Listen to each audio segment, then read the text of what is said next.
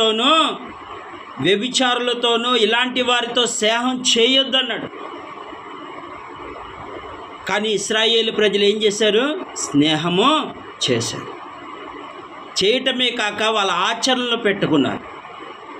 అంటే దేవుడు ఎరగని వారితో స్నేహం చేస్తేనే ఆయన కోపం రగిలిపోతుంది. ఈరోజున ఎంతమంది సేవకులు అలాగున్నారు. అక్కడ దేవుడికి ఒక అన్య సంబంధించిన ఒక దీపము దేవుడి మందిరంలోకి వస్తే ఆనాడు ఏం జరిగిందో తెలుసు కదా. సేవకుల యొక్క బిడ్డలు కాలిపోయారు. అన్యజనులు అంటే వేరొక విగ్రహాన్ని దగ్గర ఉన్న వెలిగించిన దీపము దేవుని మందిరంలోకి తీసుకొచ్చి వెలిగించాలన్నప్పుడు ఏం జరిగింది? మొత్తం వాళ్ళ బిడ్డలు కాలిపోయారు. అహరోను కుమారులు ఇవన్నీ తెలిసి కూడా ఈరోజున ఏమవుతున్నారు? దేవుని వాక్యం వింటున్న ప్రియ దేవుని బిడ్డ, అన్య తలంపులు మనలోకి రానియకుడి.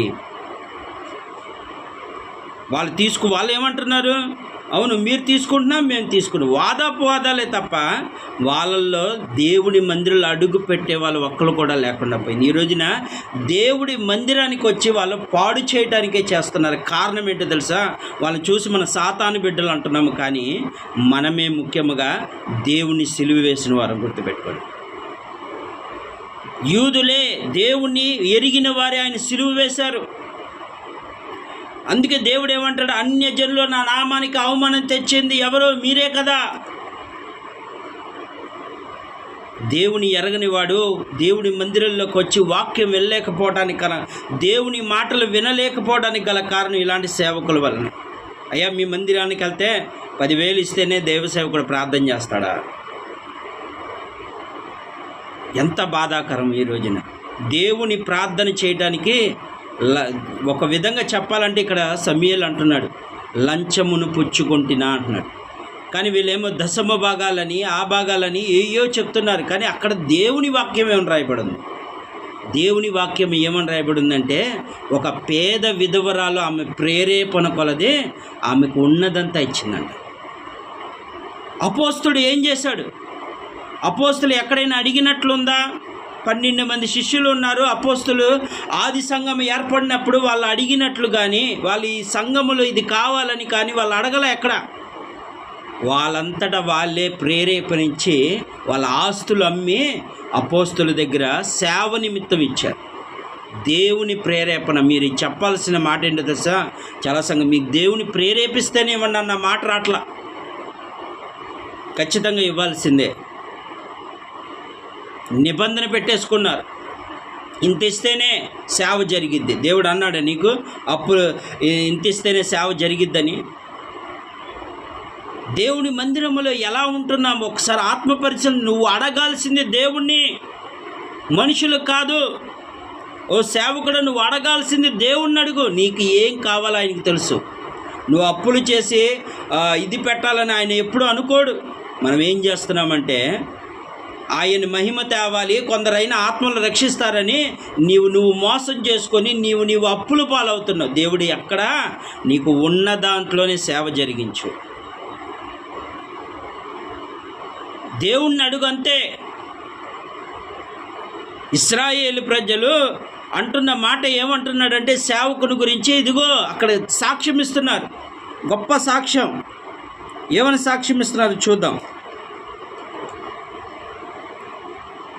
అంతటా అతని యొద్ద ఏది నాకేమీ దొరకదని యెహోవాను ఆయన అభిషేకం చేయు ఈ దినము మీరు మీ మీద సాక్షులై ఉన్నారని చెప్పినప్పుడు సాక్షులమని వారు ఉత్తరం ఇచ్చిరి. గొప్ప సాక్ష్యం. నువ్వు ఎన్నడూ ఇలాంటి పాపం చేయను, ఎన్నడూ లంచం పుచ్చుకోలేదు, ఒకడికి అన్యాయంగా అన్యాయం చేయలేదు, వాడినొకరిని వీడినొకలాగా చూడలేదు, నువ్వు అందరినీ సమానంగానే ప్రేమించావు. ఈరోజున అలాంటి సాక్ష్యం సంఘంలో ఉందా? చాలామంది ఏమంటారంటే, అయ్యా మా సేవకుడు ఒకరిలాగా ప్రేమిస్తాడయ్యా, ఒకరిలాగా ప్రార్థన చేస్తాడయ్యా. లేదా ఇలా ఈ రోజున విభేదాలు కలుగుతున్నాయి అన్నప్పుడు నువ్వు ఏం చేయాలి? వాళ్ళు సరి సమానంగా ప్రేమించాలి, వాళ్ళనొకలాగా వీళ్ళనొకలాగా. అందుకే వాళ్ళు నీ సంఘాన్ని విడిచి వెళ్ళిపోతే మళ్ళీ వాళ్ళ మీద నిందేస్తూ ఉంటావు. దీనికి కారణం ఈ రోజున చాలామంది నా మీద కోపం రావచ్చు, కానీ ఇది దేవుని వాక్యం. ఇది యథార్థం. సమూయేలు వలె నీకు సాక్ష్యం ఉందా సంఘంలో?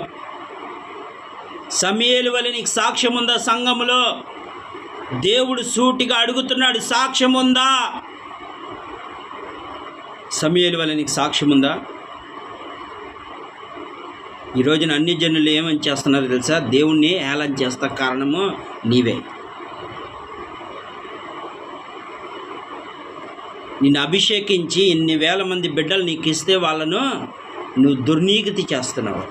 అందుకే దేవుడు కోపం రగులుతుంది. అందుకే ఆయన ఏమంటున్నాడంటే, సమూయేలు బాధతో అంటున్నాడు అక్కడ, అయ్యా మీరు పలకండి, ఒకవేళ నేను ఎక్కడ తప్పు చేస్తే, నేను మీకు విరోధంగా ఉంటే ఎక్కడైనా నాకు చెప్పండి అని నిర్మోహమాటంగా చెప్తున్నాడు. యేసు ప్రభు వారు కూడా అదే మాట, నాలో ఏమైనా పాపం ఉంది మీరు నిరూపించండి అన్నాడు. అదే సమూయేలు కూడా చెప్పేది, నేను నా సేవలో ఏమైనా తప్పు ఉంటే నాకు ఇప్పుడే తెలియచేయండి. ఓ సేవకులారా, దేవుడు నీకు ఇచ్చిన ఆత్మలో చాలా విలువైంది. జాగ్రత్తగా కాపాడుకోవాలి. కాపరి గొర్రెలను కాపాడుకోకపోతే రేపు లెక్క అప్ప చెప్పాలి.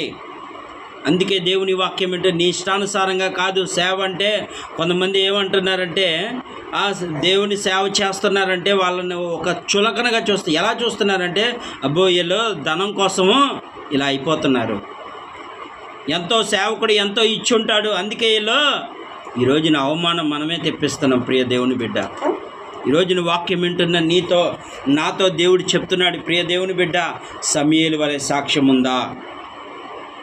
సంఘములో ఉన్న బిడ్డలందరితో దేవుడు మాట్లాడుతున్నాడు, మీ సేవకుడికి సాక్ష్యంగా ఉన్నారా? యథార్థంగా, పరిశుద్ధంగా, నిజాయితీగా చేసే సేవకుడికి మీరు సాక్ష్యంగా ఉండాలి. అప్పుడే ఆ సంఘము క్షేమాభివృద్ధి కలుగుతుంది. ఆ సంఘము బిడ్డలు వర్ధిల్లుతారు.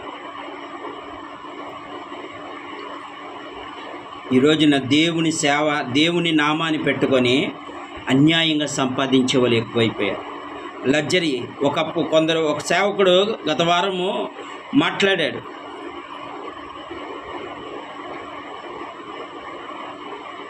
చాలామంది ఏసీ కారులో తిరుగుతున్నారు, అది తిరుగుతున్నారు, ఇది తిరుగుతున్నారు అంటున్నారు.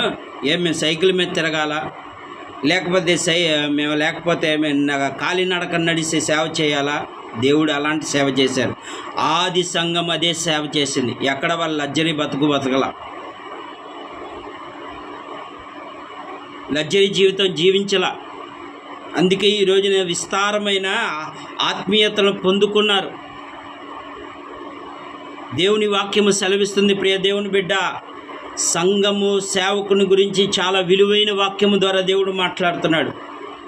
కనుక మనం వాక్యం విని విడిచిపెట్టద్దు. ఈ వాక్యాన్ని పంపండి, అనేక మందికి మీ సేవకులు మారాలా, అందరూ మారాలని దేవుడు చెప్తున్నాడు. దేవుడు ఏమంటున్నాడు? పేతురు, నన్ను ప్రేమిస్తున్నావా? అవును, నా మందనే కాయము. పేతురు, నువ్వు నన్ను ప్రేమిస్తున్నావా? నా మందని మేపుము. మేపేవాడిగా ఉండాలి. దేవుడు వాళ్ళని సరిచేసేవాడిగా ఉండాలని సేవకుని నియమిస్తే, ఈరోజున సేవను అడ్డ పెట్టుకొని చాలామంది చాలా భయంకరంగా తయారయ్యారు. సాక్ష్యం ఉండాలి సంఘంలో సేవకుడి గురించి. మా సేవకుడు అలాంటి వాడు కాదయ్యా, సంఘమే చెప్పాలి. మా సేవకుడు మా కోసం నిరంతరము ప్రార్థన